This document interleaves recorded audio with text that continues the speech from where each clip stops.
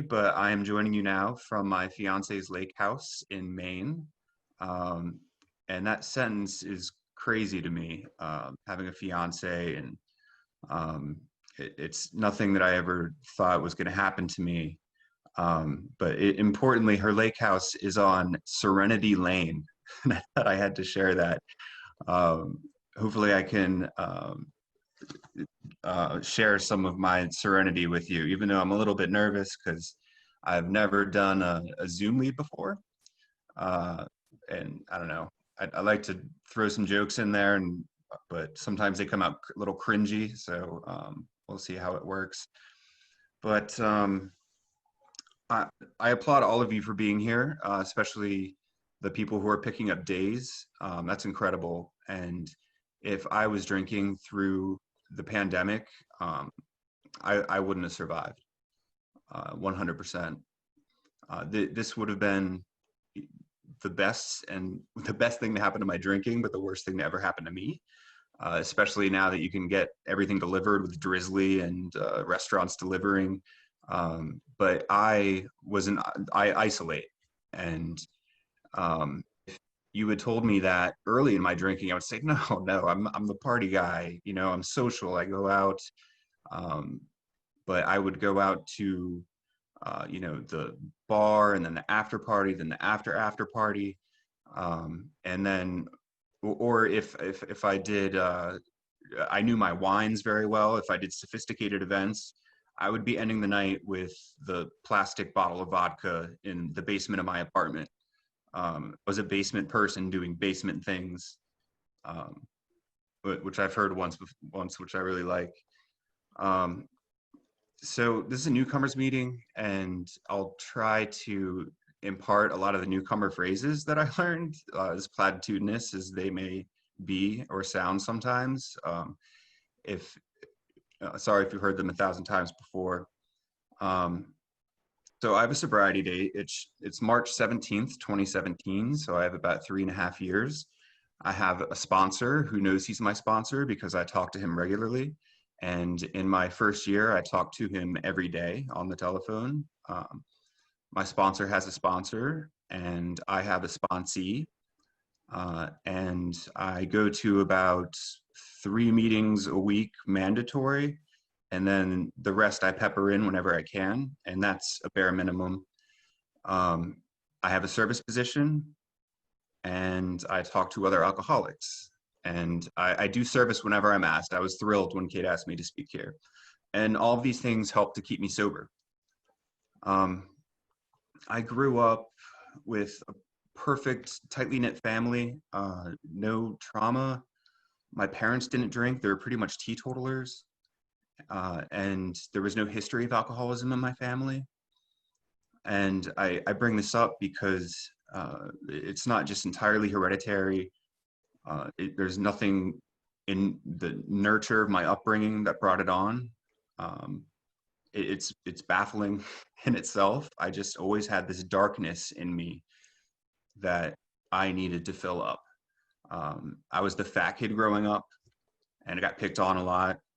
And it's funny when you talk when alcoholics lead. There's always some uh, isolating factor in their childhood or their lives, whether they were a minority or an immigrant or gay, and we always pick up on that and feel like we were alone.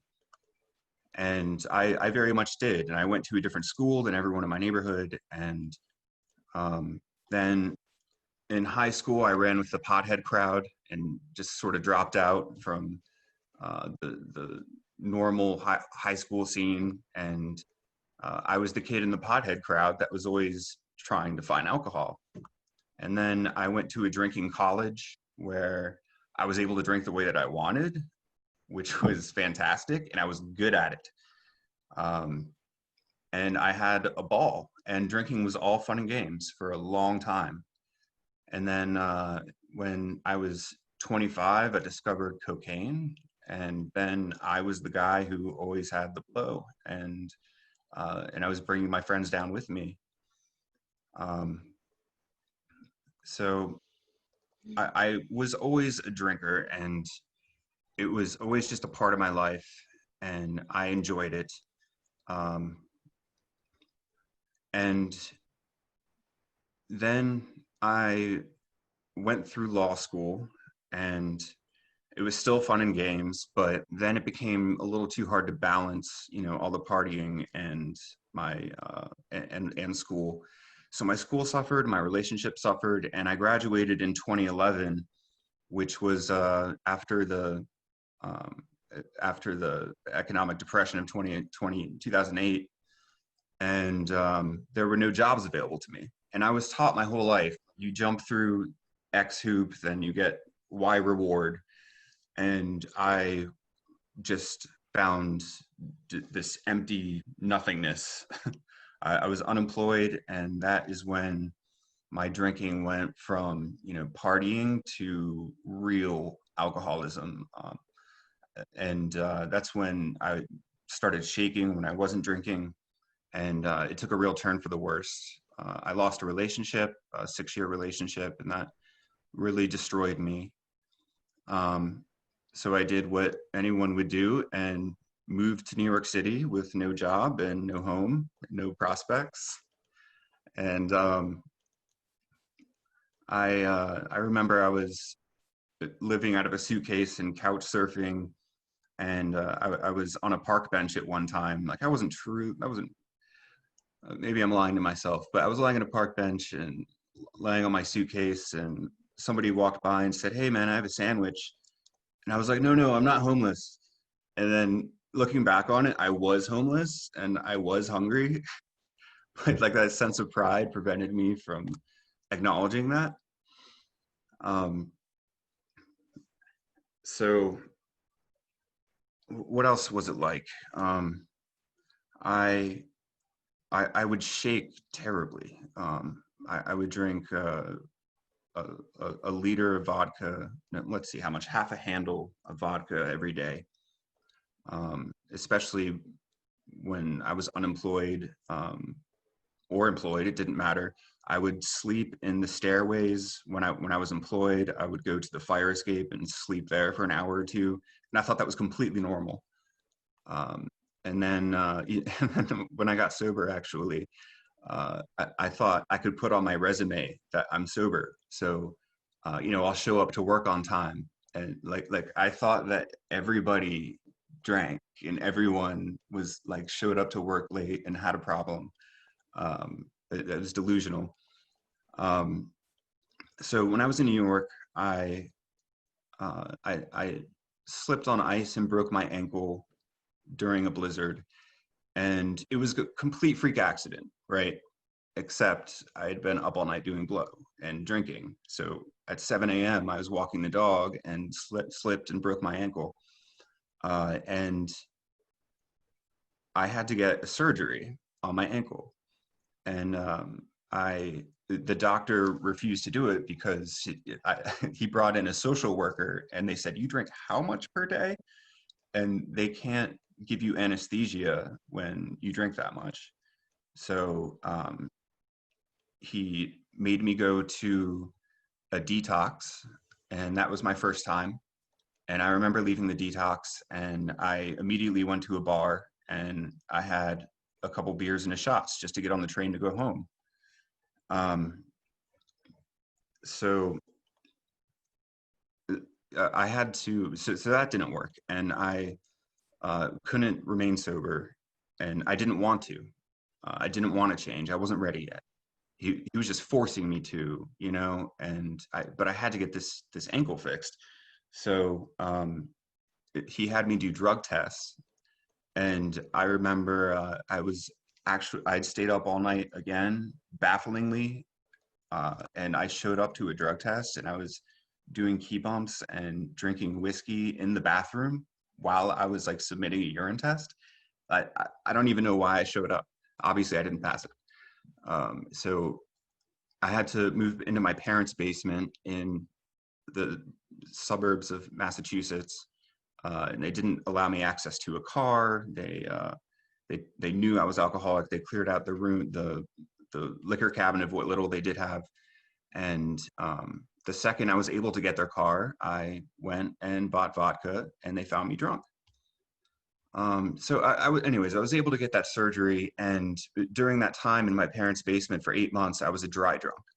So I know what that's like, and it's miserable. I didn't want to change. I was just plotting. I was just scheming to get back to DC so that I could party again and see all my friends and have this triumphant return to alcohol. And I did. When I finally got back to DC, um, I had it was supposed to be the best night of my life. This punk band I love was getting back together and doing a reunion.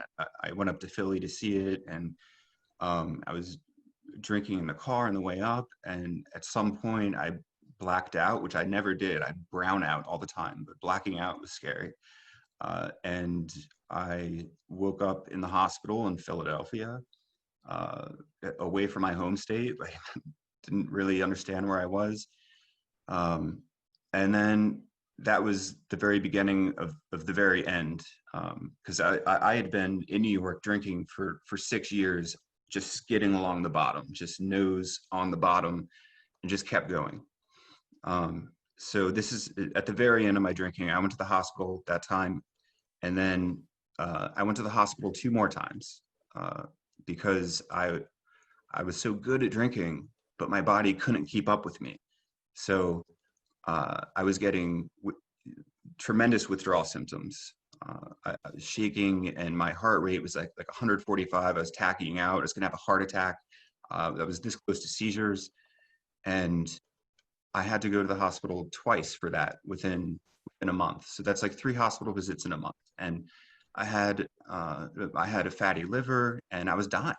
I was It was very apparent to me, like, this was it. Like, I'm drinking myself to death. And I had 5 doctors standing around me, and they said, you've forgotten how to live. You need to take classes on how to live again. You need to go to Alcoholics Anonymous. So I finally did. And when I went to my first meeting the next day, I was still withdrawing. I mean, shaking, and the walls were circling around me, and I had an absolute anxiety attack, and I was crying. So it's okay to feel the way that you do. It does get better. It gets better. And the old timers would tell me that when I first started, and I believed them, and that's what helped me to keep coming back. Um, so I got sober. I got sober then, and I stayed sober. I haven't relapsed, God willing, and knock on wood. That's not a part of my story, and I don't want it to be. I've always said that I'll try anything twice, but I, I, I can. I don't think I can get sober again if I do relapse, because I think it will kill me. I am that type of alcoholic. So all that stuff with the story about the surgery and the bathroom is important because when I was 10 months sober, I had a sponsor. I was working the program, and my program was to work 1 step per month. And that way it was enough time to get it done, to contemplate the steps, but to also keep moving forward. So when I had 10 months of sobriety, I had a good backbone of the program. I had a good toolkit, and I was diagnosed with cancer. And it was life-threatening. If this had been 30 years ago, I'd be dead right now. But I underwent a massive surgery. They essentially took out all of my all of the organs in my gut, and then tore out all my lymph nodes, which are draped around your heart like Christmas lights, and then shoved everything back in. And I was able to get that surgery. I was able to show up to doctor's appointments. I never once Googled my mortality rate of this surgery. I was able to let go and let God, and that saved my life. This program allowed me to live comfortably with life on life's terms, whereas before I found life's terms completely unacceptable. I didn't get the job I want, and the relationship turn out, and the most beautiful moment of my life was the morning before that surgery, this 14 and a half hour surgery, thinking, I could die. I was waiting for a taxi cab to come to my house at 5 a.m. and the birds were chirping and just waking up, and the sun was just starting to rise, and it was this beautiful, serene moment. And my girlfriend, who is now my fiance, um, was we were hugging and we said the Serenity Prayer together, and I could feel my higher power. Um, it was palpable. It was in the air. It was electric.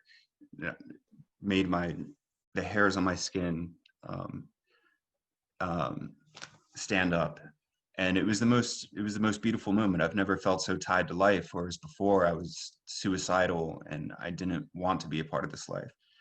And that connection with God is something that I hope that all of you get to experience in your sobriety, and that you continue with the program. I think I have 5 minutes left, maybe. So another time I was able to feel that way is when I was going through when I heard my sponsee's fifth step. It was electric. I could feel that my higher power in the room, and he got it. It all clicked with him. He understood the program. And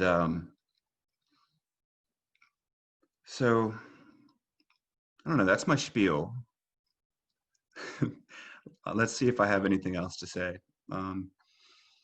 So I'm moving soon to Baltimore, and I have some low-level anxiety about it. I'm totally sober. I have a good program, but it's an open-air drug market there.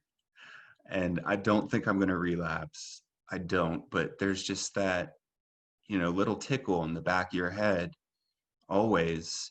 And it's like, if you're new, there's the hot dog stand analogy. You may not want a hot dog, but if you hang around a hot dog stand long enough, you're going to eat a hot dog at some point. Um, and but one more newcomer phrase that was helpful to me: when you're drinking, you're on an elevator going down, but you get to choose which floor you want to get off.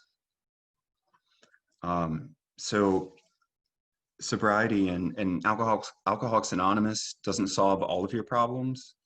You still have to deal with life on life's terms as it comes, but it definitely improves the quality of your problems. Rather than paying for plastic bottle vodka with the change out of my couch and my hand shaking so violently that I was hoping that the liquor store guy didn't notice. I'm moving to a new city and buying a beautiful, new townhouse with my fiance. And life in sobriety is much more beautiful than I could have imagined. And I won't take up any more of your time, but I'm very grateful, and I hope that you all stick around and get to experience it. And thanks so much, Kate, for letting me share.